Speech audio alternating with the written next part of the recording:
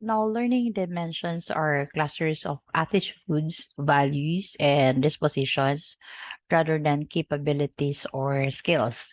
They frame the way you approach a new learning opportunity. That means that teaching and learning occurs in complex ecosystem, dynamic environments where teachers, students, materials, and supplies, texts, technologies, concepts, social structures, and architectures are independently related and interactive. There is positive evidence of student development across the five dimensions that I'm going to discuss, such as confidence and independent skills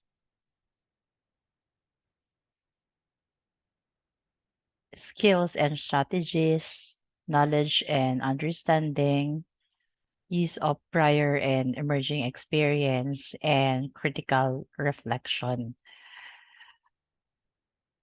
Confidence and independence, meaning we see growth and development, learners' confidence and independence become congruent with their actual abilities and skills.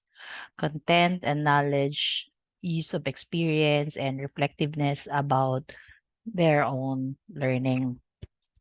With regard to skills and strategies, they represent the know-how aspect of learning. When we speak of performance or mastery, we generally mean that learners have developed skills and strategies to function successfully in certain situations.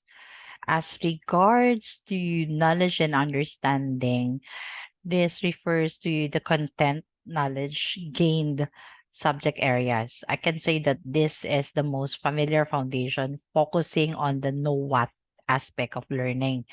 When we say use of prior and emerging experience, this involves learners' abilities to draw on their own experience and, of course, connect it to their works. As regards to critical reflection, so this refers to the developing awareness of the learner's own learning process, as well as more analytical approaches to the subject being studied. Now we go to the suggested classroom practices. First is we establish a relationship with each student in a class. The way to reach your students, help them achieve, solve classroom management issues, and create a healthy classroom environment is to, of course, build relationships with them. And it's true. Building relationships with students can help them develop academically and socially. You may spend one-on-one time with your students, especially with students who struggle, for instance, behavioral issue or poor academic performance. Now, in large classrooms, students often feel lost and that their voices aren't heard.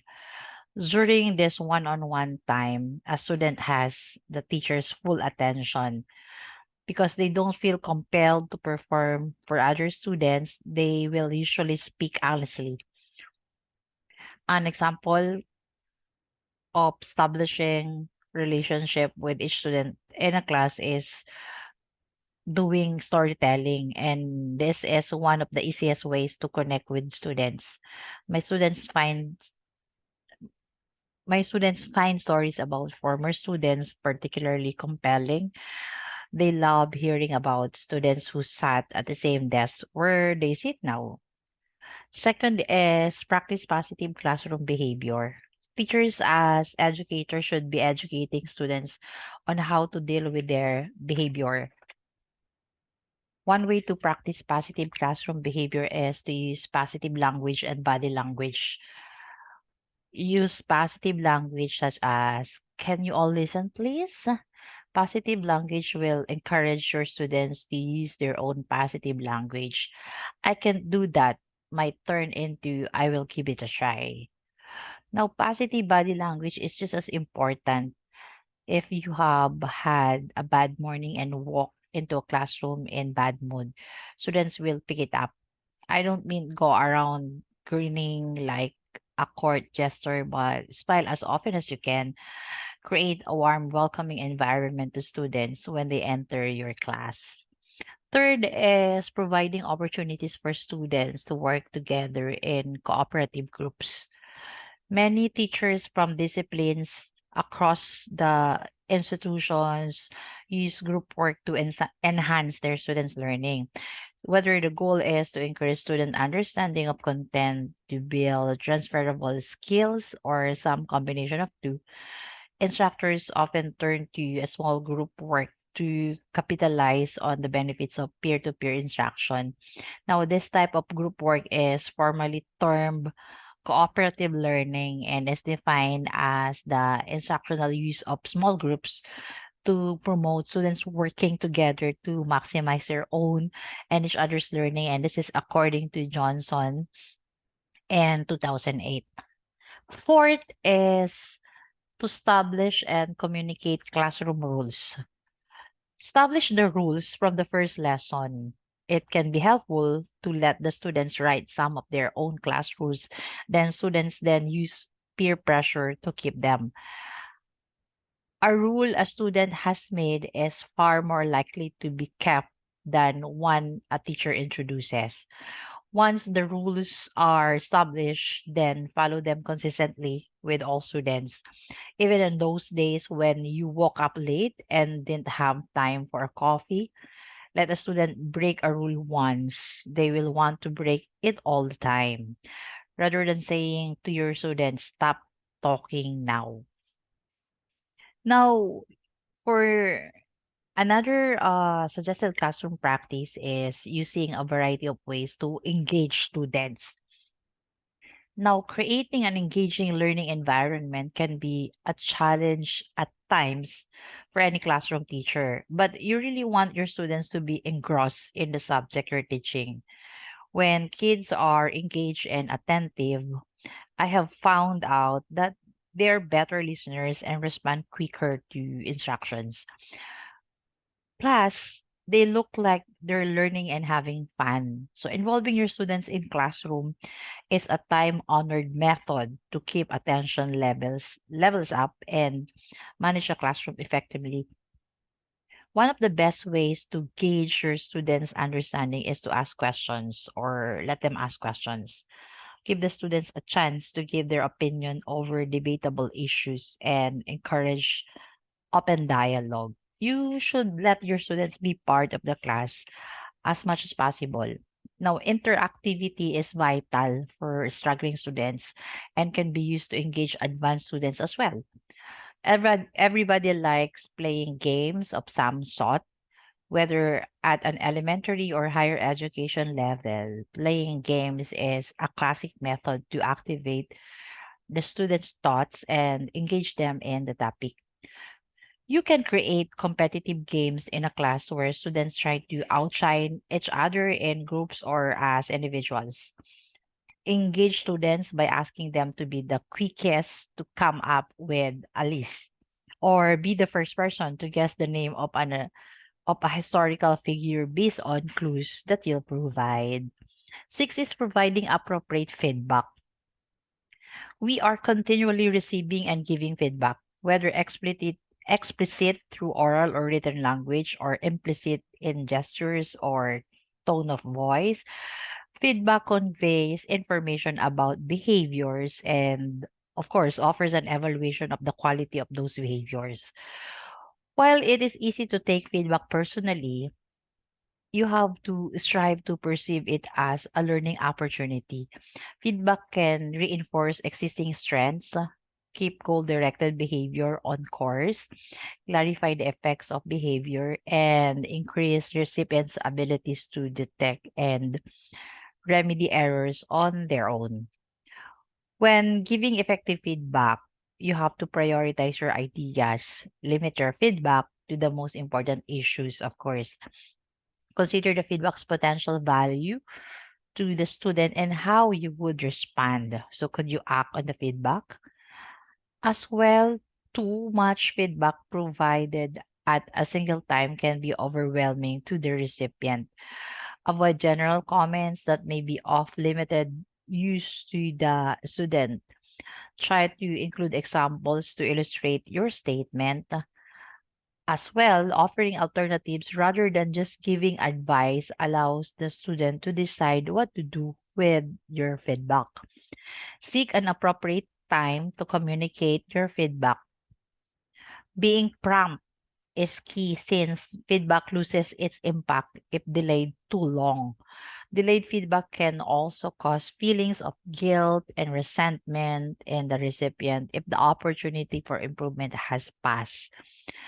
As well, if your feedback is primarily negative, take time to prepare what you will say or write. Feedback should be a continuous process, not a one time event. After offering feedback, make a conscious effort to follow up. Let recipients know you are available if they have questions, and if appropriate, ask for another opportunity to provide more feedback in the future. Number seven is teaching students to use positive self-talk. Self-talk, guys, is the inner voice that goes on inside our heads throughout our waking hours. Positive self-talk is when we talk to ourselves in a reassuring, kind, and more optimistic way. It's the difference from saying to yourself, I'm an idiot. I can't believe I failed this math test, or I'm disappointed in how I did on the math test, but I'm going to talk to the teacher and study more next time. Positive self talk can have a big impact on how we think and feel. Over time, engaging in more positive self talk can help reduce stress, improve self esteem, increase motivation, inspire productivity, and improve overall mental and physical health. Educators, counselors, and parents can have a huge role in developing or helping kids and young adults develop a greater voice for positive self talk. And number eight, provide clear performance levels for tasks. Teachers are sometimes surprised to discover just how much giving clear instructions to students can affect student success in the classroom. When given effective directions, students can engage with the material more effectively and ultimately have more productive experiences. Teachers should use clear and precise language when giving instructions to their students. We assume that our students listen when we speak, but anyone who has been teaching for more than 5 minutes knows this isn't always the case. A teacher might give directions and find that their students haven't been paying attention, or that the students only half grasp the instructions. So a quick look around the room, some redirection, and some repetition can ensure that every student is focused and understands what they need to do. And we have to consider the roles of teachers in this 21st century. First, a teacher is a controller. Now, the instructor is an absolute control of the lesson. What the students do, what they do, and how they do it. The instructor plays this position when a new language is added and correct replication and drilling techniques are required. In this classroom, the instructor is always at the focus of attention. So, meaning this is teacher centered. The instructor may have the gift of teaching and may be motivated by their own experience and skills, but will this position actually provide enough opportunity for student to talk? Was that very good for the learners? There is also a belief that this position may have a lack of diversity in its activities, of course, because basically the role of the teacher is the lecturer. And this is again teacher centered learning. Next, we have the prompter. The teacher makes recommendations as to whether students should take part in an activity. The instructor will only support students when necessary, and students may sometimes lose a thread or become uncertain as to how to proceed. Another role is the resource provider. The resource provider do not limit a child to your own learning, for he was born in another time. So this is according to Rabindranath Tagore. So the instructor is a kind of walking learning center, ready to support if appropriate or to provide learners with any vocabulary they need while conducting communicative tasks. The instructor will make it accessible so that the learners may contact her or him when it is absolutely required. So for a means where the instructor should direct learners to utilize accessible tools such as the web for themselves, it's surely not appropriate to spoon feed learners because that would have the drawback of having learners reliant on the instructor. Throughout this new era, the web is full of enabling tools. So if an instructor approaches students from a shared viewpoint, students can know better if they have tools. So you may use YouTube video tutorials, online material, ebooks, or printing papers. When the student gets educational resources about how to improve analytical thought, cognitive abilities, teamwork, and innovation, they will guide their own path. So the instructor will present the tools according to their desires. Moreover, the instructor can be a subject matter specialist, although he can clearly refer the similarities of supporting materials. The teacher is also considered as the assessor. Now, the instructor plays this position to see how well the students learn, how well they do.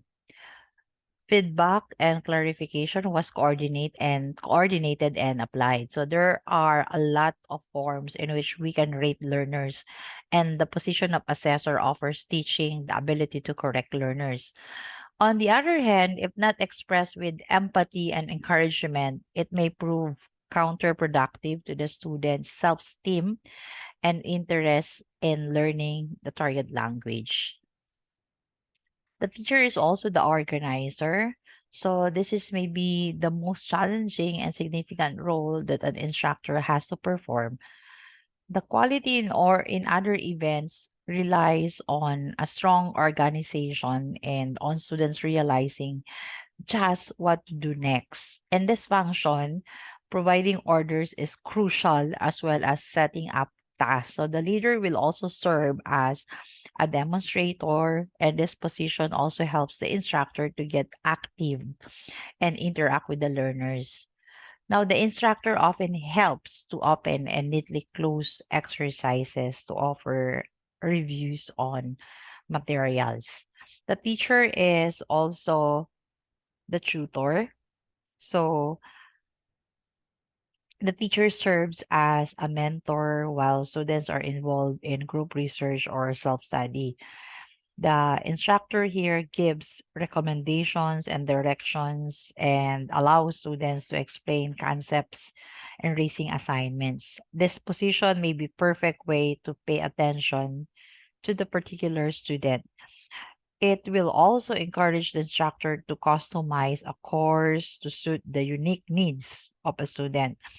But it may also contribute to a student being too reliant or becoming too confident on one instructor and one teaching approach or form.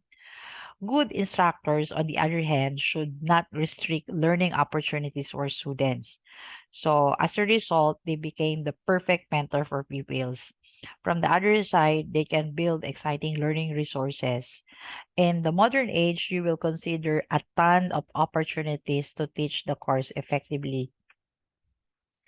The teacher understands how to build effective learning environments for all students, providing realistic experiences in the classroom or partnering alongside another instructor in the school will often make them understand better. To stress out They realize that combining information with an experienced partner will inspire the student. And the teacher is also the planner. So, a planner for the 21st century careers, if we teach today as we taught yesterday, we rob our children of tomorrow. So, we are living in a very dynamic and competitive world. So, there's a broad choice for student to select the next profession. Now, in this case, a teacher has to become a better planner and help them according to their psychology. The success of student rests on four C's. So what are these four C's? Critical thinking, cooperation, collaboration, and creativity. Now, it's the responsibility of the instructor to make the words listed quite clear them. Students would like to seek out a variety of multidisciplinary jobs. Teachers must then determine when they can assign further priority, and the abilities are merely for adding benefit of retaining them as optional. The facilitator, so a digital teacher or a pioneer in the education field, is not only about educating children, they also help their colleagues become a technology supporter and teach them how to find online tools and how to keep up to or how to keep up to date with their topic. So we learn how to love a task and how to make a lecture fun. And thus, this ensures that teachers are the facilitators for both students and instructors. Take note that if you can express your experience, you will understand more profoundly. Then the people will support and love you. Another is the teacher in the 21st century is a technology lover for learning. So it's too hard to draw students through the use of technologies. When you do not show the correct use of technology about how to use the tools on the internet, they're going to get the bad things. So it's crucial to remember that a teacher has to know how to decipher the culture and what the students want. Bearing in mind that if you can't sustain an online network of students, you won't be able to teach students about the environment. Of course, there's no way for teachers to communicate with students without understanding the environment of technology and the internet. As a result, if you want to build a generation, you have to grow yourself first. Now, the teacher is also the digital learner for a lifetime. So anyone who stops learning is old, whether at 20 or 80. Anyone who keeps learning stays young. The greatest thing in life is to keep your mind young. And this is according to Henry Ford. Efficient teachers who are builders of country are the educators of creation. To point out, they keep abreast of the latest developments in their topic. Again, they have awareness about rising employment will be open over the next decade. Throughout turn,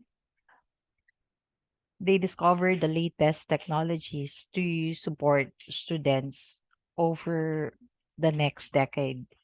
So throughout turns, they know how to integrate technology, pedagogy, and information that can facilitate real world problem solving.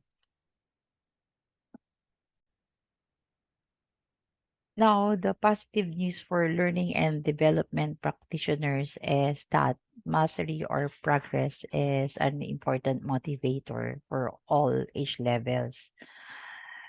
Nevertheless, it can manifest itself differently by generations. Like baby boomers are less inclined to utilize social media for learning or to receive daily reviews.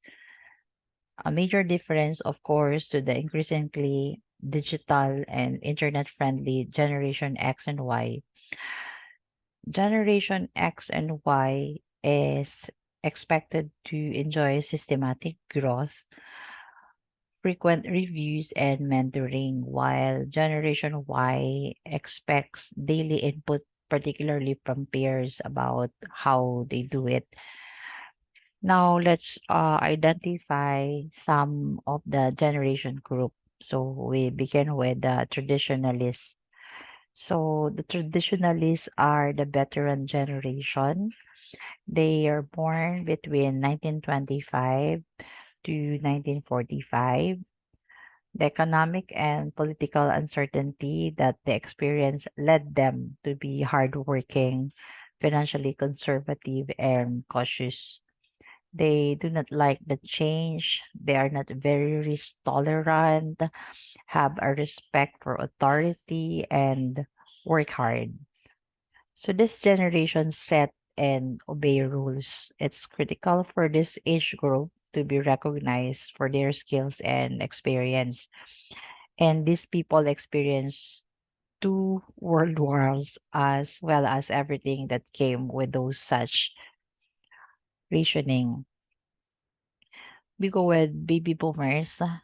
So they're born between 1946 and 1964. So they were brought up in an abundant, healthy post-war economy, becoming an egocentric generation. They saw the world revolving around them. Their lifestyle revolves around the fact that they live to work. Balance is a quaint idea, but not really a possibility. After the strict rules of their parents, many baby boomers rebelled in 70s and then became yuppies in 90s. Since they grew up a time of economic prosperity, some say that negative traits of boomers are greed and materialism. However, they're known as ambitious and somewhat revolutionary compared to their parents. Expect boomers to be technologically familiar with emails and their PCs, less willing to participate in online social networking in the way of younger generations. Now, the Generation X were born between 1965 to 80. They were the first generation raised on to-do lists and grew up with a high rate of blended families. They were also brought up in the shadow of the influential boomer generation. They witnessed their parents sacrifice greatly for their companies. In opposition to the hard driving boomers who live to work, they work to live and view the world with a little cynicism and distrust. This generation was subject to a lot of change as both of their parents were often at work rather than with one or two at home. And divorce rates among their parents were higher. So they are getting degrees that than any group beforehand, but they're thought to be somewhat skeptical, having grown up during major world issues such as the Cold War and the AIDS crisis. Expect the audience to be cynical and often demanding, but thirsty for information and eager to get a lot of input. So we choose to practice on the job. With the Generation Y, or we call them as the millennials, and they're born between 1981 to 2000, they have been portrayed as the next big generation, an mostly powerful group that has the sheer numbers to transform every life stage it enters. So Generation Y is also the first to grow up with computers and the internet as a significant part of their lives. Constant experience in the network world has had a profound impact on their style in approaching problem solving situations. Generations before millennials often call this group entitled, arguing that they have more opportunities in the form of technology that wasn't invented before. Millennials have experienced certain hardships, much like older counterparts, seeing things like 9/11 and numerous terrorist attacks. Younger millennials also encountered or entered the working world during an economic slump, finding that wings their grandparents may have been afforded, such as the ability to buy a house, were out of their reach. Younger millennials are also entered